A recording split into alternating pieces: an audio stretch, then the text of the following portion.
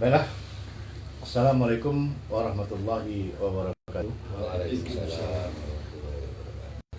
Alhamdulillahirabbil alamin. Wassalatu wassalamu ala nabi wa ala alihi wa ashabihi ajmain. Hadirin yang dirahmati Allah, bersyukur pada malam hari ini kembali Allah izinkan kita untuk secara bersama-sama kita mengkaji, membahas Al-Quran ini, ya. Yang mana apa yang kita bahas dan kita kaji ini adalah untuk diri kita. Bukan untuk menyalahkan orang lain, ya. Bukan untuk menuding orang lain, ya. Tetapi untuk menyalahkan diri kita, untuk menuding diri kita sendiri, ya, mengoreksi kita, ya. Nah, seperti itulah hendaknya kita mengkaji Al-Quran ini agar dia memberi manfaat kepada diri kita semuanya. Baiklah, kita akan lanjutkan kembali bahasan kita pada malam hari ini, yaitu kelanjutan dari surat Al-Isra, yang mana pada kesempatan yang lalu kita telah sampai kepada ayat yang ke-9, ya. Nah, malam ini kita akan mulai kembali membahas, ya, ayat ke-9 surat Al-Isra. Para hadirin, sejak awalnya kita membaca surat Al-Isra ini, ya, kita sudah mendapat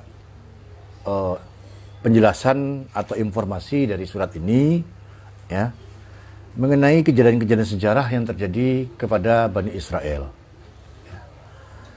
Mengenai bagaimana Allah membuat satu ketetapan bagi mereka bahwasanya mereka akan membuat kerusakan sampai 2 kali. Nah, ketika mereka membuat kerusakan itu, ya, yang mana Allah mengikat mereka dengan satu perjanjian, jika mereka membuat kerusakan maka Allah akan menghukum mereka. Maka ketika hukuman yang pertama datang, kita saksikan bagaimana kemudian Allah mengirim, ya, orang-orang yang kuat, yang lebih kuat dari mereka untuk menghancurkan mereka, ya. Menghancurkan mereka sehancur-hancurnya, ya, menjajah Bani Israel ini, ya, bahkan sampai ke hal-hal yang paling prinsip bagi mereka itu, ya, juga dihancurkan, ya, sampai di dalam masjid mereka sendiri, ya, kekuasaan orang-orang itu sampai mempengaruhi ibadah mereka di masjid. Nah, kelompok ini yang kita kenal di dalam sejarah yaitu Nebukadnezar, barangkali yang di dalam sejarah, ya, yang berasal dari Babilonia itu, kemudian menghantam Yerusalem, ya, menghancurkan orang-orang Yahudi ini, berikut kebudayaannya sampai kepada akidahnya. Sampailah kemudian itu memberi pengaruh ke dalam akidah Yahudi, ya, kepada masjid mereka. Nah, setelah itu kemudian Allah menguatkan mereka kembali, ya. Allah membantu mereka dengan anak dan harta. Akhirnya kembali orang-orang Yahudi bangkit menjadi satu kelompok yang sangat besar dan kaya. Nah, ketika mereka kembali melampaui batas, datanglah hukuman Allah yang berikutnya, ya, yang serupa dengan hukuman yang pertama. Nah, ini kisah yang diceritakan Al-Quran sejak awal-awal surat Al-Isra ini, ya, sehingga kita mengenal hakikat orang Yahudi ini, ya, bahwasanya orang Yahudi itu adalah manusia-manusia yang diuji, ya, diuji Allah dengan kehidupan dunia, tapi mereka tidak tahan uji. Karena itu kemudian kecenderungan mereka kepada kemewahan hidup, kepada dunia itu mengakibatkan mereka menghalalkan segala cara, ya. Mereka membuat kerusakan di muka bumi, kemudian Allah menjadikan, ya, sekelompok orang menghentikan kerja mereka itu, ya. Ini yang dikisahkan oleh Al-Quran. Jadi orang Yahudi ini, mereka serupa juga dengan kaum-kaum yang lain. Mereka tidaklah hebat, ya. Ketetapan Allah lah yang menjadikan mereka itu menjadi kuat, ya, menjadi kaya. Semua itu adalah karena Allah telah menetapkan yang demikian, ya. Kalau kemudian kita mengenal orang-orang Yahudi itu orang-orang yang pintar, orang-orang yang menguasai perekonomian dunia, ya, maka coba kita garis bawahi pintar tadi itu, ya, sebagai ketetapan Allah. Jadi dengan demikian, segala fenomena yang ada, ya, semua itu adalah perwujudan daripada apa yang dikehendaki Allah. Bukan orang Yahudi itu yang hebat, tetapi begitulah Allah menetapkan, ya, tentang segala sesuatu. Nah, ini sebagian yang telah kita pelajari. Kemudian Al-Quran memperingatkan orang-orang kaum muslimin yang juga menerima sejumlah nikmat yang serupa dengan orang-orang Yahudi, ya, terutama berkaitan dengan sebagaimana Allah menerangkan dalam awal-awal surat ini, ya, ketika Allah mengutus Rasul kepada orang Yahudi itu dan memberi mereka kitab, maka tujuannya adalah tidak lain untuk mengembalikan mereka kepada apa? Agar mereka tidak menyembah Tuhan selain Allah. Nah, kaum muslimin juga begitu, serupa dengan orang Yahudi, menerima nikmat yang sama. Ya, sehingga ayat juga mengatakan, jika kalian mengulang perbuatan orang Yahudi, kami juga akan mengulang, ya, mengulang sebagaimana kami telah menghukum kaum, ya, Bani Israel tadi itu. Jadi kalau kita melihat kehancuran Bani Israel itu, kita diperingatkan dengan itu, ya. Jangan sampai kamu mengulang kesalahan Bani Israel itu. Nah, coba kita kembali kepada ayat ke-9 surat Al-Isra. Surat ke-9, ya. Inna hadzal Qur'an. Sesungguhnya Quran ini, ya, Quran yang telah diturunkan Allah ini, yang sekarang ada di hadapan kita sekarang ini, ya, Quran yang sedang kita baca ini, ya, yahdi lillati hiya aqwam. Quran ini menunjuki, ya, Quran ini menunjuki kepada siapa yang dia aqwam. Aqwam itu mantap, ya. Inna nasi'atal lail hiya asyaddu wat'an wa aqwamu qila, ya. Nah, aqwamu qila itu mantap dalam berucap. Nah, sekarang dia itu mantap, ya, mantap dalam berpetunjuk, mantap dalam beriman, ya. Jadi Al-Quran itu hanya akan mengarahkan, membimbing, menunjuki kepada siapa yang dia betul-betul mantap, ya. Nah, orang yang setengah-setengah bagaimana? Tidak. Al-Quran tidak mengarahkan manusia-manusia yang setengah-setengah, ya. Jadi betul-betul yang bisa mengambil manfaat daripada petunjuk Al-Quran itu adalah mereka-mereka yang mantap. Mantap untuk mencari, ya, balasan akhirat, ya, mantap untuk tidak terpengaruh dengan kehidupan dunia, betul-betul mantap dengan petunjuk yang telah diberikan Al-Quran itu. Wa yubasirul mu'minin, ya, dan juga Al-Quran itu memberi kabar kepada orang-orang yang beriman, alladzina ya'maluna shalihah, yaitu orang-orang yang berbuat, ya, yang mengerjakan perbuatan-perbuatan salih, anna lahum, bahwasanya mereka, ya, ajran kabiran, akan mendapat upah yang sangat besar. Nah, ini kabar gembira, ya. Siapa saja di antara kamu, kata Allah, yang betul-betul mau berbuat, ya, beriman lalu mau berbuat yang saleh, Allah betul-betul akan beri apa? Bayaran yang sangat besar. Nah, ini kan kabar gembira. Ya, kabar gembira sekarang kita misalkan dapat kabar ada satu perusahaan yang mencari apa? Mencari pekerja, ya, untuk mengerjakan sesuatu, dibayar sangat besar. Kabar gembira nggak? Nah, ini yang sedang mencari orang yang bekerja itu siapa? Allah. Dengan bayaran yang sangat besar. Bahkan dikatakan bayaran yang kamu tidak pernah berangan-angan banyaknya itu. Yang tidak bisa kamu angan-angankan. Ya. Nah, jadi ini adalah kabar gembira dari Al-Quran, ya, di mana Allah mencari orang-orang yang mau untuk mengerjakan perbuatan yang menurut Allah disebutnya dengan amal saleh. Nah, kemudian ayat mengatakan, wa annal ladzina la yu'minuna bil akhirah, dan terhadap orang-orang, ya, orang-orang yang sesungguhnya orang-orang yang tidak iman, ya, orang-orang yang tidak yakin, tidak percaya, ya, bil akhirah, dengan kehidupan akhirat. A'tadna lahum, kami telah siapkan bagi mereka azaban aliman, azab yang sangat pedih. Ya. Orang-orang yang telah mantap cenderung hanya untuk mencari kehidupan dunia. Orang-orang yang lalai memikirkan nasib di akhirat. Mereka yang memang ingin dengan kehidupan dunia itu, ya, sehingga tidak ingin dengan kehidupan akhirat. Ya. Orang-orang yang tidak mau ditunjuki oleh Al-Quran itu, maka Allah memberi ancaman bagi mereka. Ya. Orang-orang yang setelah datang Al-Quran ini lalu mereka apa? Ya, mencari petunjuk lain atau mencoba berbuat tidak sama dengan petunjuk Al-Quran, itu namanya mereka tidak iman dengan akhirat. Jika mereka iman dengan akhirat, itu artinya mereka akan apa? Akan memakai Al-Quran ini sebagai pedoman di dalam menjalani hidup. Nah, terhadap orang-orang itu Allah telah menyiapkan, ya, bagi mereka azab yang sangat pedih. Jadi pilihannya ada dua, ya. Mau memperoleh bayaran yang sangat besar atau memperoleh azab yang pedih. Persoalannya adalah pada apa yang menunjuki kita di dalam hidup. Mau pakai petunjuk Allah, Allah akan bayar dengan bayaran yang sangat besar. Tidak mau, Allah siapkan azab yang sangat besar pula. Nah, mana yang dipilih? Ya, beginilah Allah memberi satu penjelasan kepada kita.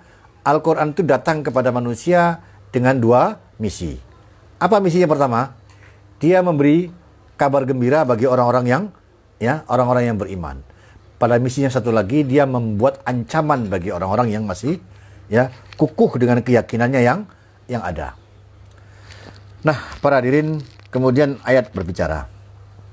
Ayat ke-11, wa yad'ul insan, ya, dan berdoa manusia ini bisarri, ya, dengan kejahatan atau keburukan. Du'aahu bil khair. Doa mereka itu dengan kebaikan, artinya mereka berdoa untuk sesuatu yang buruk, ya, sebagaimana mereka berdoa untuk sesuatu yang baik. Wa kanal insanu, dan adalah manusia ini, ya, ajulan. Manusia ini ajulan ini apa namanya itu? Tergesa-gesa. Ajilah, suka yang cepat. Nah, para hadirin, ini satu hakikat yang perlu kita renungi. Ada satu metode yang saya lihat agak berbeda dari surat Al-Isra ini, ya, yaitu menampilkan dulu fenomena di depan. Setelah itu hakikatnya dijelaskan di belakang. Ya, seperti tadi orang Yahudi itu begitu, ya, nanti akan dijelaskan oleh ayat di belakangnya. Ayat ini juga begitu. Ya. Apa fenomena itu? Fenomena tentang orang-orang yang kemudian berdoa kepada Allah, ya, dengan satu harapan dia, tapi doa itu dia tidak tahu hakikat tentang doa tadi itu. Dia tidak mengerti hakikatnya. Ya. Sebagai contoh Sa'labah misalkan, dalam kisah Sa'labah, ya, ketika dia begitu miskinnya sehingga tidak memiliki harta, ya, bahkan sarung juga cuma punya satu, sehingga ketika selesai salat dia langsung pulang. Karena apa? Karena sarung itu bergantian dengan istrinya untuk salat. Lalu dia memiliki kesimpulan, bukankah ada Allah yang bisa dia minta? Tapi apa yang dia minta? Dia minta adalah kekayaan agar dia keluar dari kemiskinan itu. Itu anggapannya. Anggapannya itu adalah kebaikan. Padahal dia tidak tahu hakikat yang dia doakan. Jadi orang itu memohon kepada Allah tambahan rezeki atau kekayaan, padahal dia tidak tahu hakikat yang dia minta itu kebaikan atau keburukan. Begitulah nilai doa seseorang itu. Nah, kita melihat dalam kehidupan yang nyata, ya, tentang adanya orang-orang yang kemudian ditetapkan Allah hidup di dalam keminiman harta. Ya, dia tidak punya harta sebagaimana orang lain, bahkan makan saja susah. Nah, ini akan menimbulkan pemikiran dalam dirinya itu, dia akan mohon kepada Allah. Artinya orang-orang ini dia tidak sabar menerima, ya, keadaan dirinya tadi itu.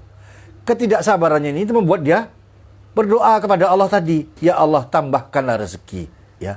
Padahal dia tidak tahu kebaikan daripada keadaan dia sekarang ini.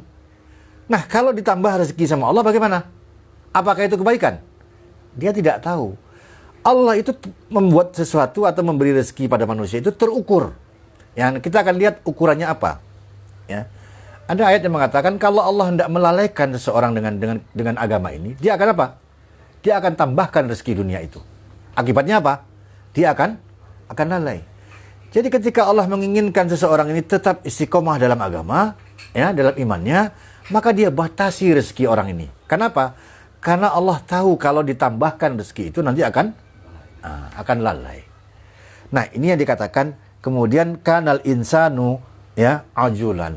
Adalah manusia ini tergesa-gesa. Dia ingin segera keluar daripada apa? Daripada ujian tadi itu, kesengsaraan tadi itu. Padahal justru kebaikan. Makanya Rasulullah mengatakan kepada Sa'labah, wahai Sa'labah, kamu lebih baik apa? Begini. Sehingga Rasul selalu mengelak ketika dia dimintai apa? Doa. Ya Rasulullah, doakanlah kepada Allah supaya apa? Allah menambah rezekiku. Apa kata Rasulullah? Wahai Sa'labah, bagus kamu dalam keadaan sekarang ini. Ya. Tapi karena didesak terus, akhirnya Rasulullah apa? Mendoakannya juga. Sambil memberinya seekor kambing. Kan itu ya persoalannya. Jadi para hadirin, ini hakikat ini harus terpatri di dalam kita mengenal hakikat hidup itu seperti itu. Allah itu mengatur rezeki itu sedemikian rupa, ya, terukur betul, ya. Nah, di sini di balik rezeki itu ada rahmat.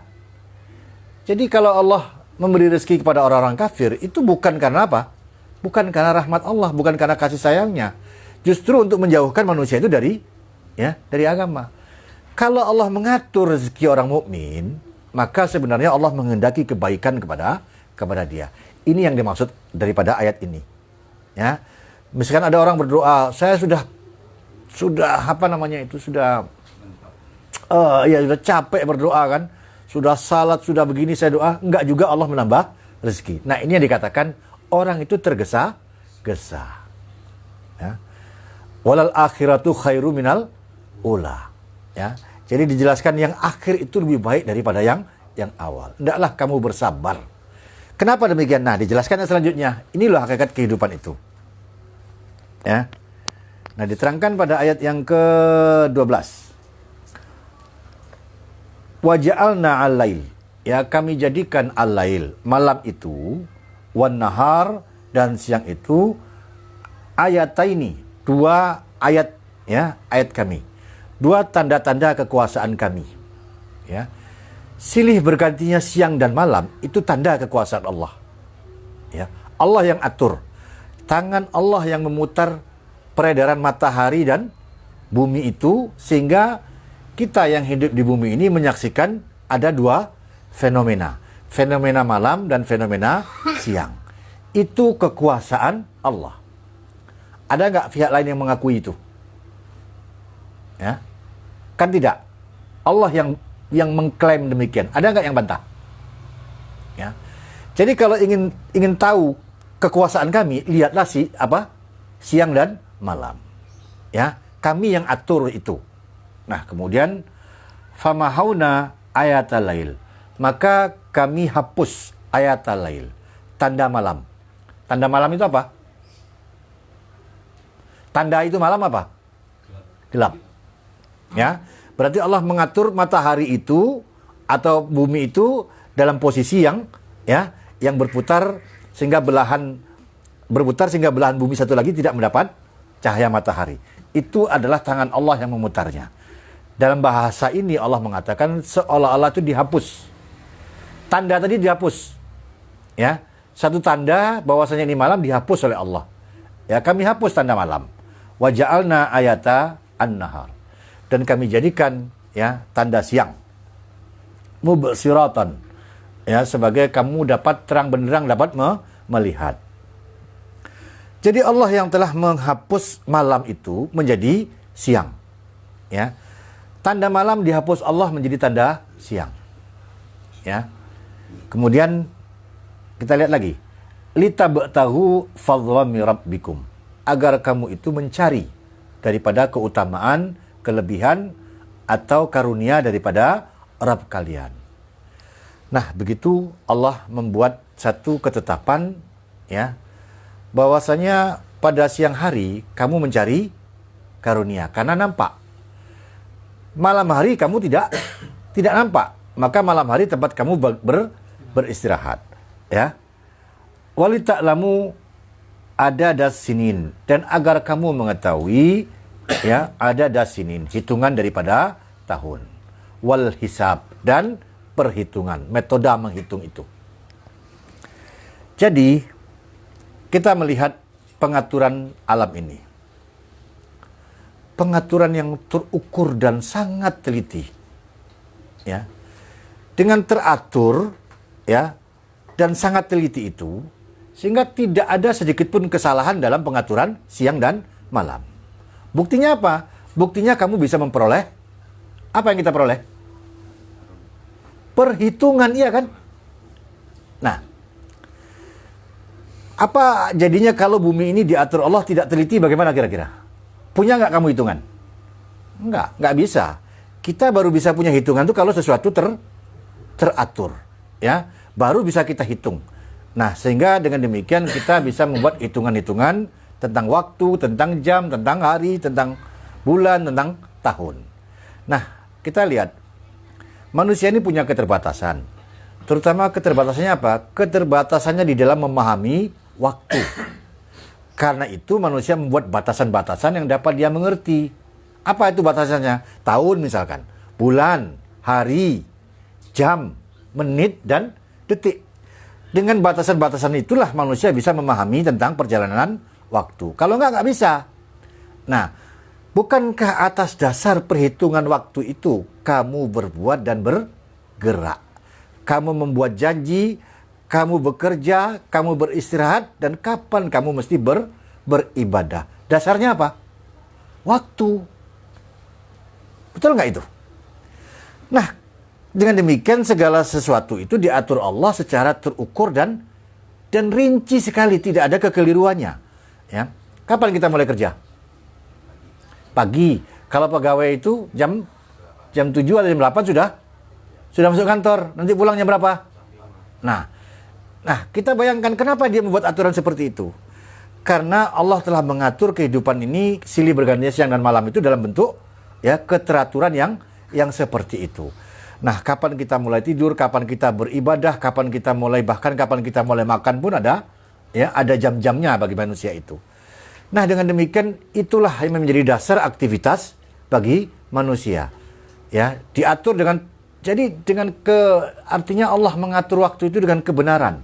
Ya, makanya dalam surat Al-Asr itu dikatakan wal asr innal insana lafi khusrin. Ya. Nah, waktu itu dibuat Allah dengan hak, dengan benar. Ya, tidak ada yang salah. Dengan hisab kita bisa mengetahui kapan zuhur, kapan asar, kapan maghrib, kapan isya. Ya. Ada nggak yang salah? Apakah manusia meleset menentukan kapan matahari itu terbit atau terbenam? Meleset nggak? Enggak. Ya. Nah, dengan demikian kita tahu waktu-waktu untuk salat. Kapan kita mesti berpuasa? Kapan kita mesti berhaji? Ya. Semuanya itu diatur oleh waktu. Nah, begitulah Allah menghapus tanda siang dan tanda malam bergiliran sehingga kamu memiliki perhitungan waktu. Rinci nggak itu? Rinci sekali kan? Nah, sampai kemudian ayat mengatakan, ya, wa kulla shay'in fasolnahu tafsilan. Dan tiap-tiap sesuatu fasolnahu, ya, kami perinci, ya, tafsilan, ya, dengan sesuatu yang sangat terukur dan terinci, ya. Setiap masalah ditetapkan oleh Allah, dijelaskan oleh Allah, ya, agar manusia mengetahui segala sesuatu itu secara terperinci. Nah, beginilah agama itu, ya. Segala sesuatu itu terukur, ya. Petunjuk Allah itu terukur, ketentuan Allah itu terukur, rinci sekali, dengan perhitungan yang tidak mungkin akan keliru. Paham di sini? Ya. Jadi agama itu dia membuat satu aturan itu sangat, ya, berkaitan urusan manusia, kehidupan manusia itu punya kaitan dengan pengaturan dengan, ya, peredaran matahari dan bumi. Jadi nggak ada yang boleh salah, ya. Kapan kita sholat saja, kapan kita beribadah saja, itu langit dan bumi itu mesti diakurkan dulu aturannya. Begitu rincinya pengaturan di dalam agama ini. Kenapa kita berpuasa itu mengikuti tanggalan bulan? Tahu kan? Ya. Kalau kita mengikuti tanggalan bulan, ya, tanggalan bulan itu selalu lebih cepat 11 hari dari tanggalan matahari.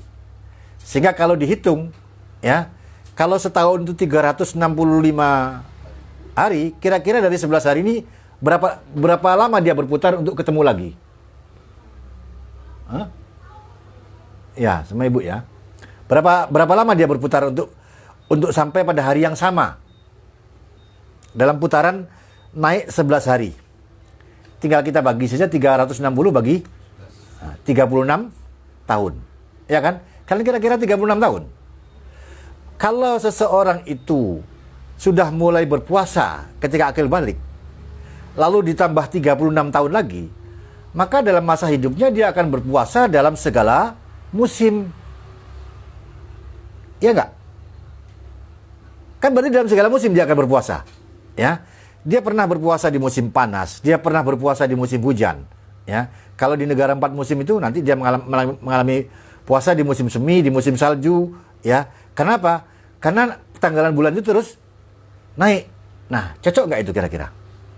Sehingga tentu orang Arab akan mengatakan begini, kami kalau ditetapkan tanggalan matahari, tentu orang yang berpuasa misalkan bulan Desember, tentu yang musim hujan hanya pernah menemui di musim hujan saja puasa.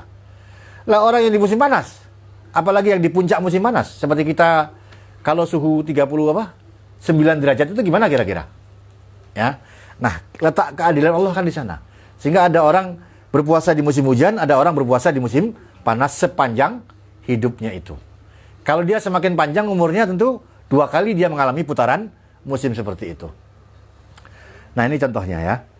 Kemudian Allah mengatakan, wa kulla insani, ya, dan tiap-tiap insan, alzamnahu, ya, kami lazimkan, ya, dia itu ta'irahu. Ta'irahu itu sebenarnya apa, kesialan, gerakan, atau katakanlah ya nasibnya ya, atau dosanya juga bisa ya, fi unuqihi, dilazimkan di lehernya. Jadi menggambarkan seolah-olah ada yang menafsirkan itu perbuatan-perbuatan manusia itu dicantelkan sebagai kalung yang nggak mungkin akan lepas, ya. Apakah itu nasib sialnya atau apakah, tergantung yang menafsirkan ya. Tapi begitulah Allah menetapkan di dalam leher itu perbuatan sialnya itu, ada yang mengatakan sialnya itu, ya, atau nasib-nasib yang akan dijalani dalam kehidupan ini. Kita akan lihat. Mana tadi? Oh iya. Wa nukhriju lahu, ya, dan kami mengeluarkan bagi dia yaumul qiyamah, pada hari kiamat, kitaban, satu kitab, ya, yalqahu, yang dia akan menjumpainya, ya, mansyuran, sebagai sesuatu yang dibeberkan, yang terbuka. Nah, kita lihat apa yang dimaksud dengan dicantelkan di lehernya itu. Nasib sialnya itu, atau mungkin juga dosa-dosanya. Lihat ayat pertama Bani Israel. Kan sudah ditetapkan sama Allah. Kami tetapkan bagi Bani Israel, mereka akan, ya. Nah, kita juga akan melihat ketetapan-ketetapan Allah itu dicantalkan di leher, ya, di leher manusia, seolah-olah itu tali yang tidak akan, artinya manusia itu berjalan semakin lama umurnya semakin panjang tali yang dia apa? Artinya tali itu tidak bisa lepas untuk menunjukkan seluruh sejarah kehidupannya. Apa saja perbuatan-perbuatan dia itu, ya, atau apa saja yang akan menimpa dia dalam kehidupan ini. Nah, kemudian Allah mengatakan, lalu kami akan keluarkan bagi dia, ya, yaumal qiyamah, pada hari kiamat. Kami akan keluarkan pada hari kiamat itu kitaban yalqahu mansyuran, satu kitab yang akan dijumpainya, ya, yang akan menjumpainya dalam keadaan kitab itu terbuka. Terbuka itu bisa dilihat, bisa dibaca, bukan tertutup. Ya, kadang-kadang Al-Qur'an ini terbuka, kadang-kadang tertutup. Dia tertutup bagi orang-orang tertentu, terbuka bagi orang-orang tertentu. Orang biasa ini baca Quran bisa nggak dia? Paham nggak dia isinya? Tandanya Al-Quran itu tertutup bagi dia. Ya. Nah, kemudian Allah mengatakan, Iqra kitabaka, bacalah kitab engkau. Kafa, cukuplah binafsika, dengan diri engkau sendiri, al-yauma, pada hari ini, alaika hasiban, ya, atas kamu sendiri sebagai hasiban, sebagai penghisapnya, penghitungnya. Nah, inilah kembali kita disebutkan Al-Quran dengan ketelitian dan kerincian satu masalah, ya. Jadi dengan ketelitian, terukur, teliti, rinci, tidak ada yang keliru, ya. Allah mengatakan akan dikeluarkan Allah pada hari itu satu kitab. Pada hari kiamat. Satu kitab yang akan dia dapati, kitab itu apa? Terbuka. Dapat dia baca isinya. Dia mengerti apa yang ada di dalamnya itu. Itu pada hari kiamat. Sekarang ini Allah keluarkan nggak kitab itu? Ya, daripada kita baca kitab itu dari kiamat, tentulah harus kita baca dulu kitab itu sekarang, ya, kitab yang rinci tadi itu. Nah, sekarang hisaplah dirimu masing-masing dengan apa yang telah diturunkan Allah tadi itu. Buka Quran itu, terbuka nggak dia? Nah, kita bersyukur dia terbuka, ya. Coba bayangkan kita dapati Al-Quran itu tertutup, bagaimana rasanya? Walaupun dibaca 1000 kali, dia tidak mengabarkan apa-apa Al-Quran itu. Kan banyak orang mengatakan itu kan, ya. Saya buka-buka Quran, enggak juga saya mengerti. Itu artinya Al-Quran tertutup bagi dia. Ya. Untuk itu dia harus mencari orang yang bisa membantu dia memahami, ya, membuka kunci Al-Quran tadi itu. Nah, para hadirin, inilah yang dikatakan sekarang bacalah kitabmu itu. Cukuplah dirimu sendiri yang menghisap. Jadi, apa yang telah jelas ditentukan oleh Allah, ketentuan Allah itu, ya, maunya Allah itu begini, yang kita kerjakan bagaimana? Nah, hisaplah dirimu. Kamu akan tahu tentang, ya, dirimu itu. Kamu akan tahu apa nasib yang akan kamu peroleh nanti di hari akhir. Jadi cukup diri kita masing-masing yang menghisap. Maunya Al-Quran begini, maunya saya begini, ya. Nah, kalau banyak sekali yang berselisih antara Al-Quran itu dengan diri kita, maka hendaklah kita berhati-hati. Tentu kita sudah tahu apa yang akan menimpa diri kita, ya. Nah, kemudian Allah mengatakan, man ihtada, siapa yang kemudian dia mendapat petunjuk, ya, terbuka Al-Quran ini kepada dia, terang, jelas, mengerti dia maunya Al-Quran ini, ya, fa innama yahtadi li nafsihi.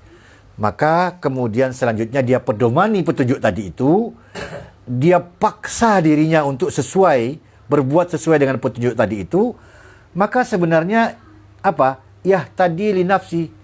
Dirinya sendiri sedang menunjuki, ya. Artinya begini. Kalau orang itu memang sayang kepada diri. Ini tanda, kan ada dikatakan zalim pada diri sendiri. Ada orang seperti itu. Ada orang yang nggak mau senang dirinya ini, ya. Jadi ada orang yang memang dia sangat memikirkan kalau sayang kepada diri. Contohnya, ada peringatan corona ini, ya, wabah corona ini. Kalau kamu sayang kepada diri, jangan keluar rumah, pakai masker. Terus apa lagi? Jaga jarak, kan begitu ya. Itu tandanya sayang. Nah, tapi itu kan peringatan manusia yang bisa benar, bisa salah. Nah, sekarang kalau Allah yang memperingatkan bagaimana? Ya.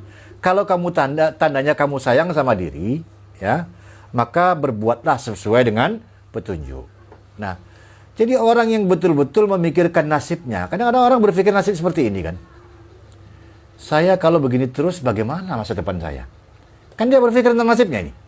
Ya. Kalau saya cuek aja, pasti saya akan merasakan apa?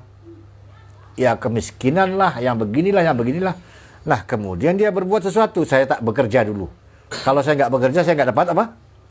Rezeki. Dia lakukan hal-hal yang menurut dia itu akan memberi dampak positif bagi dia.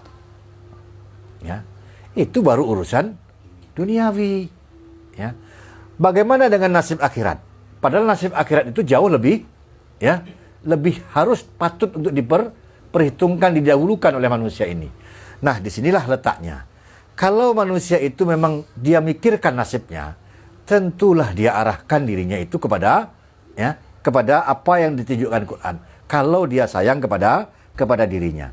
Karena bukan untuk Allah perbuatan yang dia kerjakan itu, tapi untuk siapa? Untuk dirinya. Ya. Jadi kalau ada yang ingin berbuat sesuai dengan maunya Al-Quran, bukan untuk Allah. Allah nggak perlu. Apa Aska? Ya nggak apa-apa. Keluar.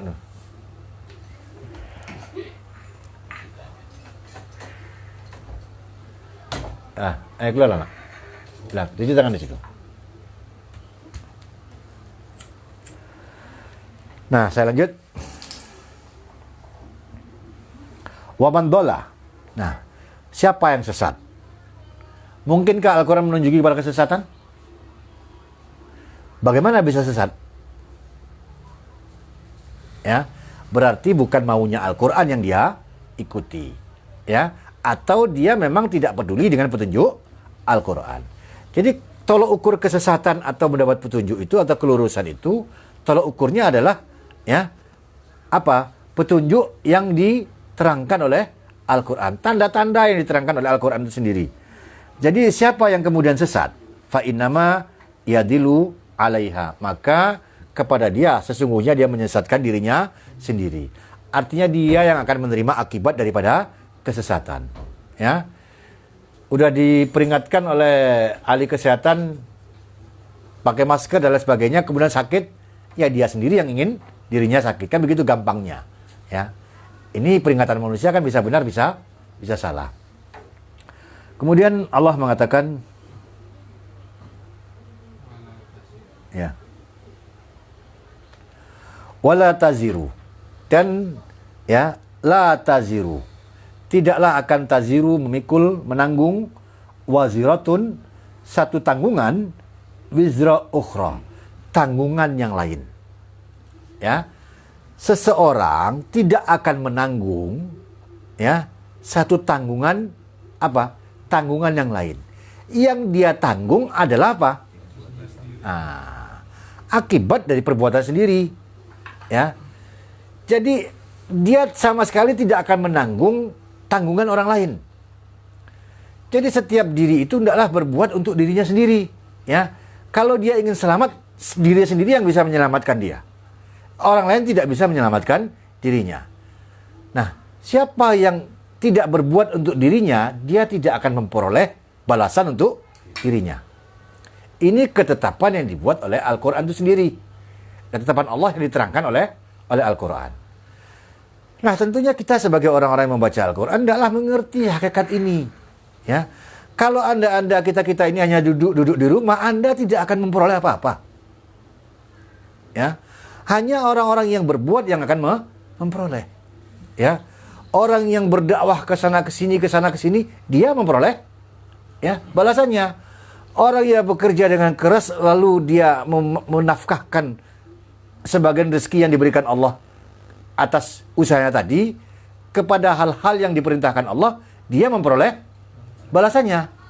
Lalu bagaimana hanya orang yang tidak berbuat seperti itu? Ia nggak dapat apa-apa. Itu ketetapan Allah yang diterangkan Allah sebelumnya. Ya.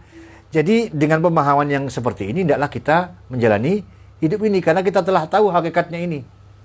Ya. Jadi kalau ada orang di akhirat nanti nggak dapat apa-apa, ya karena memang di dunia dia tidak mengusahakan untuk dirinya. Ya. Nah, kita akan lihat lebih rinci lagi nanti ini di sini. Ya. Kemudian kita lihat wa ma kunna mu'adzibina, dan tidaklah kunna, ya ada kami ini mu'adzibin untuk mengazab hatta nab'asa, kecuali kami telah bangkitkan rasulan, seorang rasul.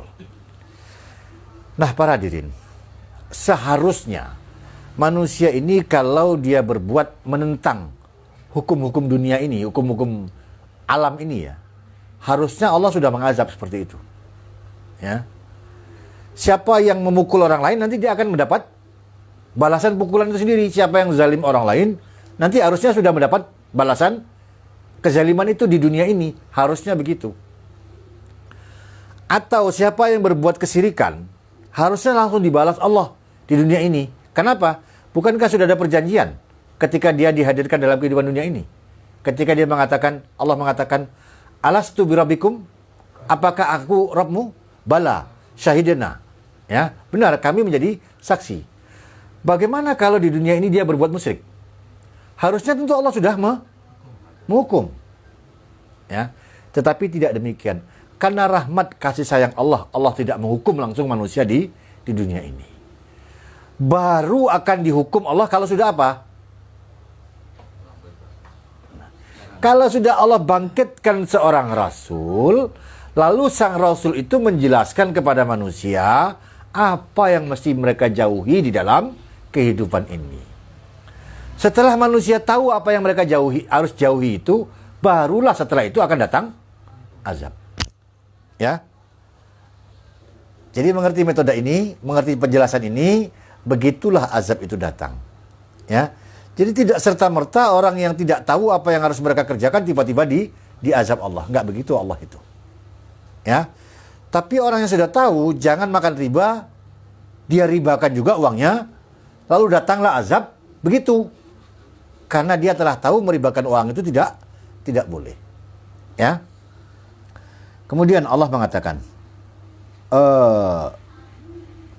wa iza aradna, ya, dan jika aradna, kami menginginkan, ya, an-nuhlika qaryatan, untuk memusnahkan, membinasakan satu negeri, amarna, kami perintahkan, mutrafiha, orang-orang yang bermewah-mewah, ya, di dalamnya itu, ya, lalu fakasaku,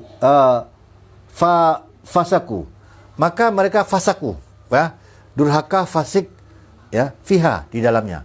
Mereka melakukan perbuatan fasik. Jadi kedurhakaan menentang daripada apa yang diperintahkan Allah tadi itu. Kami buat perintah-perintah, ketentuan kepada orang-orang yang hidupnya bermewah-mewah, ya, maka mereka akan berlaku fasik. Otomatis saja dikatakan fa, ya. Orang berbuat mewah, lalu turun ketentuan Allah, orang-orang kaya itu, ya, lalu Allah turunkan ketentuan, apa yang terjadi? Langsung menggunakan kata fa untuk mengatakan, maksudnya langsung dikatakan fasik saja. Tidak ada pikir panjang untuk berlaku apa? Fasik, ya. Fahaqqa, maka telah pastilah alaiha, atas mereka, al-qaula, perkataan itu, ya. Perkataan untuk membinasakan mereka itu, ya. Fadamarnaha, maka damarnaha, kami binasakan mereka, tazmiran, dengan sehancur-hancur, ya, sehancur-hancurnya. Kami hancurkan mereka dengan sehancur-hancurnya. Jadi siapa yang akan menanggapi ketentuan Allah ini dengan kefasikan itu? Nah, orang kaya. Tahu nggak kenapa Allah atur kamu? Ya, karena ternyata jiwa manusia ini semakin dia kaya, yang muncul apa? Fasikan. Ya, kefasikan itu yang akan muncul. Ya. Nah, betul nggak Allah mengatur rezeki kamu itu? Sebenarnya karena kasih sayangnya lah kamu diaturnya rezeki kamu itu, tidak diberinya kamu harta yang banyak. Kenapa? Supaya jangan muncul kefasikan dirimu itu. Jadi jangan getun, jangan gelo, jangan merasa kecil hati ketika kita sudah istiqomah dalam agama ini, kemudian Allah mengatur rezeki kita sedemikian rupa, ya, sehingga kita tidak seperti orang-orang yang lain. Orang-orang lain kena corona ini nggak mikir panjang-panjang dia. Kenapa? Hartanya banyak, simpanannya banyak. Nah, kok sama kita mikir, aduh makan apa besok ini? Ya, bagaimana dengan nasib kita? Ya, ke depan dan macam-macam.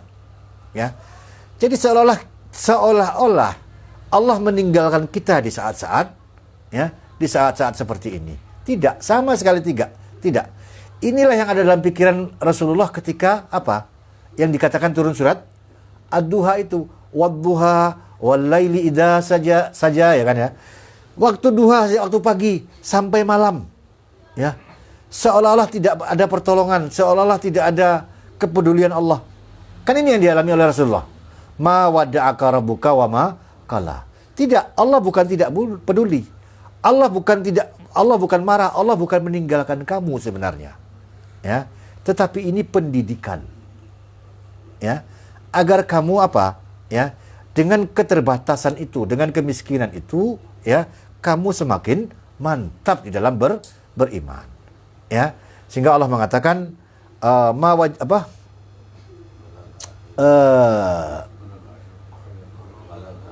walal akhiratu khairul laka minal ula. Maka Allah katakan sebenarnya persoalannya itu agar kamu paham hakikat ini. Kenapa? Ya, yang bahagia yang akan diberikan kamu itu adalah yang akhir, bukan yang ini. Ini bukan bahagianmu. Sedangkan yang akhir itu lebih baik. Nah itu, karena Allah hendak menetapkan yang baik itu bagi kamu, maka tidak diberikannya yang awal ini. Biarlah orang-orang kafir itu yang menikmatinya. Sehingga Allah mengatakan, sekiranya bernilai di mata Allah kehidupan dunia ini, lebih bernilai dari sayap seekor lalat, ya, niscaya tidak akan diberi orang-orang kafir itu dengan dunia ini. Tapi karena tidak bernilai, maka diberikan pada mereka. Nah, sehingga wala saufa yu'tika rabbuka fatarda. Nanti dia akan berikannya kepada kamu, maka kamu akan ridho dengan ini. Jadi kan kita nggak ridho.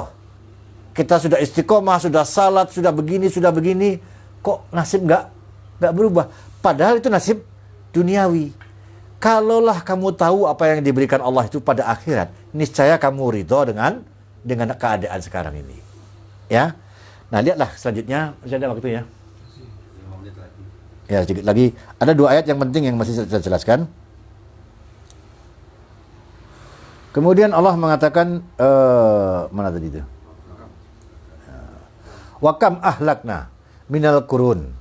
Dan berapa banyak kami telah binasakan minal qurun, dari kurun-kurun, dari generasi-generasi, min ba'di Nuh, dari sesudah Nuh. Ya. Kami binasakan generasi-generasi dari sesudah Adam. Ya. Lalu kami sisakan orang-orang yang mukmin bersama Nuh. Setelah Nuh itu masih ada generasi-generasi lagi yang kafir. Kami tidak peduli berapapun banyaknya. Kami binasakan. Itu yang namanya sunatullah. Kami tetapkan sunatullah bagi kehidupan manusia. Maka di setiap kurun itu, setiap ada yang melanggar sunatullah, pasti sunatullah itu akan menghancurkan mereka. Ya, lalu Allah mengatakan, ya, wakafa, dan cukuplah birabbika, dengan Rabb engkau, ya, bizunubi ibadihi, ya, cukuplah dengan Rabb engkau, bizunubi ibadihi, ya, dengan dosa-dosa dari hambanya itu, khabiran basiran, dia itu apa? Sangat teliti, juga sangat, ya, maha teliti, juga maha melihat. Jadi ketelitian Allah dalam perbuatan manusia itu tidak ada yang akan lolos dari, ya, pengamatan, ya, dan penilaian Allah. Walaupun itu sebesar biji sawi. Jadi cukuplah, ya, dengan petunjuk Allah, dengan hisab Allah, ya, kepada hamba-hambanya itu, tidak ada yang tidak diketahui Allah dari perbuatan hamba ini. Kalau kamu berbuat sesuatu itu di malam hari, ya, di tengah hutan, tidak ada satu makhluk pun, cecak aja nggak ada yang menyaksikan perbuatan kamu, maka itu tidak akan lolos daripada pengetahuan Allah. Jadi cukuplah Rabbmu saja yang mengetahui apa yang terjadi pada dirimu itu, ya, dan dialah yang paling tahu kepada kamu apa sebenarnya yang kamu butuhkan dalam kehidupan itu. Ya, jika Rabbmu akan memanjangkan umurmu, ya, tentu dia akan apa? Siapkan rezeki bagimu yang, ya, sepanjang umurmu itu. Nah, kenapa kamu risau dengan rezekimu? Kenapa kamu risau nggak makan? Kalau rezeki yang akan datang itu besok itu, kalau memang ada umurmu ke sana, tentu ada yang akan kamu makan. Gampang kan sebenarnya? Kalau nggak ada lagi yang akan dimakan, berarti memang cukup sekian lah umur yang telah diberikan, berarti telah tiba ajal itu. Ya. Nah, kemudian Allah mengatakan, man kana yuridul ajilah. Mulai sekarang diterangkan kepada kita. Siapa yang ingin ajilah, yang segera itu, dunia itu.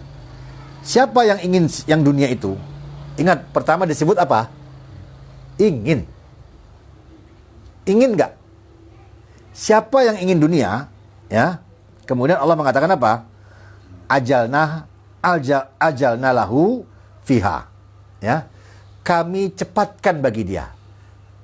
Jadi Allah itu cuma apa? Nah, Allah cuma menjebatani apa yang menjadi keinginan manusia. Nah, sekarang betulkan dulu dalam diri kita ini. Yang kita inginkan apa?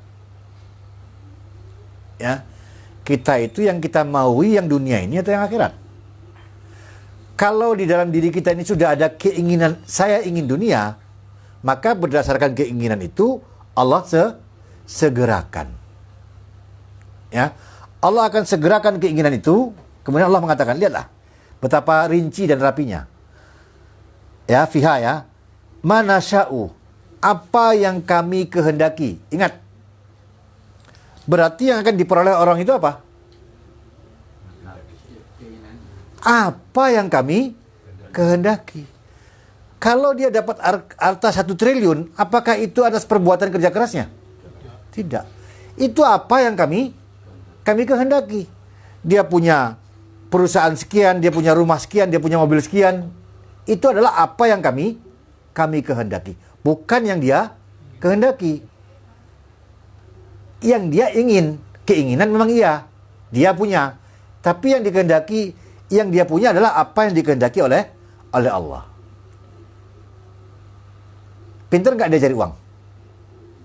Tidak. Sebagaimana kaum Yahudi yang diterangkan di dalam surat yang ayat-ayat pertama. Apa yang kami kehendaki ya? Liman ya nuridu, kepada siapa yang kami ingini. Nah, tetap aja ya, yang berkuasa adalah kehendak Allah. Yang ingin banyak, kan begitu. Tapi dari siapa yang ingin itu, Allah inginkan beberapa yang diingini untuk memperoleh apa yang dia kehendaki dari dunia ini. Jadi kalau ada orang kaya nomor 1 ini siapa sebenarnya? Jeff Bezos ya? Jeff Bezos ya? Itu bukan karena dia hebat, sama sekali bukan itu. Ya, kami kehendaki dia seperti itu. Ya, maka ya dia akan menjadi seperti itu. Nah, siapa aja?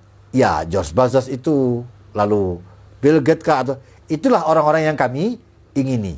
Begitu istilahnya. Jadi ada orang yang kami ingini dari sekian banyak orang yang ingin, lalu dia memperoleh apa yang kami kehendaki. Tidak ada disebut usaha-usaha orang itu. Hanya disebut kehendak Allah dan keinginan Allah. Ada keinginan manusia, kehendak Allah, lalu keinginan Allah. Tahu bedanya ya? Nah, lihatlah. Rincikan Al-Quran ini mengatakannya. Summa kemudian ja'alna lahu jahannam. Nah, ini ujungnya yang nggak enak ini. Ya. Setelah dia mendapatkan itu, lalu kami jadikan bagi dia apa? Jahannam. Jadi, ternyata ibaratnya begini, mau nggak manusia ini memperoleh harta dunia? Tapi setelah itu masuk ke? Mau nggak kira-kira? Itu resikonya, itu konsekuensinya. Jadi kalau kita ini inginkan dunia, konsekuensinya apa? Ya, Allah akan jadikan bagi dia apa? Jahannam. Jadi balasan kehidupan dunia itu ternyata apa? Jahannam. Nah, kemudian kita lihat lagi. Ia setelah ya mereka memasukinya, ya mazmuman, ya madhuran. Mereka memasukinya sebagai orang yang dicela, ya sebagai orang yang diusir, dicampakkan, ya. Jadi orang yang dilemparkan, dicampakkan, bagaimana dicampakkan? Kalian nggak perlu itu kan? Kalau kita bersih-bersihkan yang nggak perlu-perlu itu kan kita apa?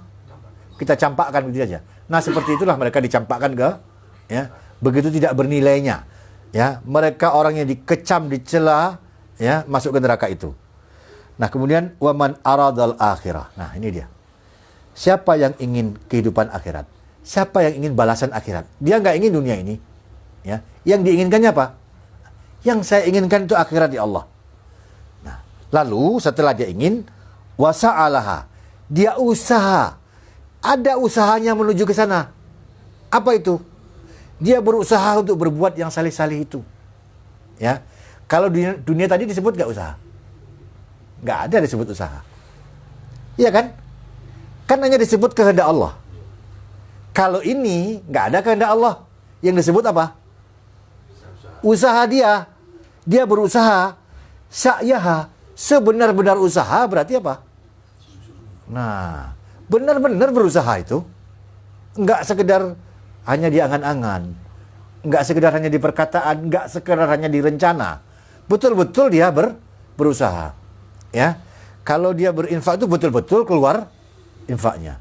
Kalau dia berbuat kebaikan-kebaikan, ya, berjihad dan lain sebagainya, betul-betul dia kerjakan itu. Nampak usaha itu. Ya. Allah yang nampak. Itu bukan manusia yang ya, jadi Allah melihat, oh betul orang ini mengusahakannya. Walaupun kadang-kadang kan usaha, walaupun sudah diusahakan nggak berhasil kan begitu ya. Tapi Allah melihat memang dia mengusahakannya, ya. Wa huwa mu'minun, dan dia orang mukmin, ya. Ingat, perbuatan baik itu, amal salih itu cuma lahir dari orang mukmin, ya. Faulaika kana sa'yuhum maskuran. Maka hendaklah dia tidak khawatir. Tidak perlu khawatir. Kenapa? Karena itulah mereka-mereka yang telah ada usaha mereka itu disyukuri. Allah yang mensyukur. Bayangkan saja. Bagaimana kita kira membahasakan Allah yang bersyukur. Betapa besarnya harapan Allah kepada manusia ini supaya dia berbuat baik. Sampai-sampai Allah yang bersyukur. Padahal Allah tidak memperoleh apa-apa dari apa yang diusahakannya itu. Malah Allah yang bersyukur. Inilah rahmatnya. Ya, seperti itu Allah menginginkan manusia ini untuk memperoleh akhirat itu. Ya. Tahu beda dunia dan akhirat kan? Jadi dunia itu tidak perlu diusahakan. Ingat, ini hakikatnya ya. Dunia itu tidak perlu diusahakan. Kenapa? Karena dia sesuatu yang ditetapkan Allah berdasarkan kehendaknya. Ya, nggak ada disebut tadi itu seperti tadi itu. Barang siapa ingin dunia lalu diusahakannya, nggak ada. Tapi kalau akhirat baru disebut. Ya. Nah, kemudian Allah mengatakan, nggak apa lagi.